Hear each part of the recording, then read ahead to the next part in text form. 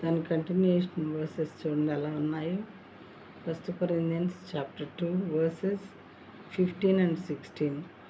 ఆత్మ సంబంధి అయిన వాడు అన్నిటినీ వివేచించును, కానీ అతడెవని చేతనైనను వివేచింపబడడు. ఆత్మ సంబంధి అయిన వాడు అన్ని విషయాలు తెలుసుకొనగలుగుతాడు, కానీ అతను మాత్రం ఎవరి చేత కూడా వివేచింపబడడు. తను ఎవరి చేత కూడా వివేచించబడడు.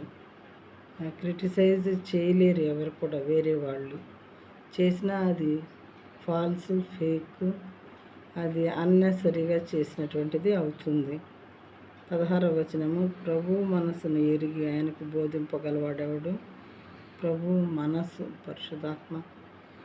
మరి ప్రభు మనసును ఎరిగి ఆయనకు బోధ ఎవడు చేయగలుగుతాడు? ప్రభుకు బోధ చేయగలుగుతారా? మనమైతే క్రీస్తు మనసు కలిగిన వారు, ఆయన బిడ్డలము. అందరూ కూడా ఆయన మనసు కలిగినటువంటి వారు.